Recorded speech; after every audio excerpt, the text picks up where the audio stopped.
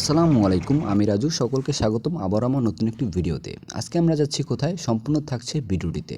আমি আর আমার চাচাতো ভাই আর তার ফ্রেন্ড, আমরা তিনজনে মিলে রওনা দিলাম কারখানা নদীর উদ্দেশ্যে। এবং কারখানা নদীর উদ্দেশ্যে আমরা যাবার পথে আপনারা দেখতেই পাচ্ছেন ইটের রাস্তা, এবং এর ঠিক পাশেই রয়েছে কারখানা নদী। এবং কারখানা নদীর অসাধারণ একটি ভিউ। এবং কারখানা নদীর কুলটি আগে অনেক গভীর ছিল, এই জন্য যাতে না ভাঙে সেই জন্য এখানে পাথর বিছানো হয়েছে, এবং এই কারণেই পাশটা অনেক বেশি সুন্দর লাগতেছে। তো ইতিমধ্যেই আমরা এসে পড়লাম কারখানা বাজার ক্রস করে কারখানা খেয়াঘাটে। তো কারখানা খেয়াঘাটেই আমরা ইতিমধ্যেই এসেই আমরা আর কি ট্রলার পেয়ে গেলাম। তো ট্রলার পাওয়ার পরে আমরা ট্রলার উঠে বসলাম, এবং এখানকার ভিউটা আপনারা দেখতেই পাচ্ছেন, খুবই চমৎকার।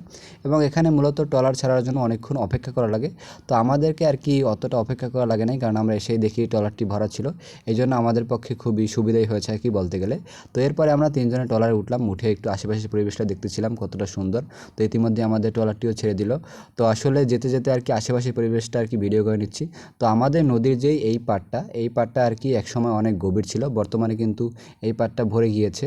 আসলে ভরে যাবার কারণ হলো একটা কথা আছে যে নদীর এক পাড় ভাঙে আর এক পাড় গড়ে, ঠিক তেমনই অবস্থা। আসলে নদীর এই পাড়টা ভরে গিয়েছে, কিন্তু নদীর যে অপর পাশটা, ওই পাশটা কিন্তু বলা যায় যে অনেক গভীর, এবং ওই পাশটাতে আসতেই বোঝা যাচ্ছে যে নদীর প্রচণ্ড ঢেউ বোঝা যাচ্ছে।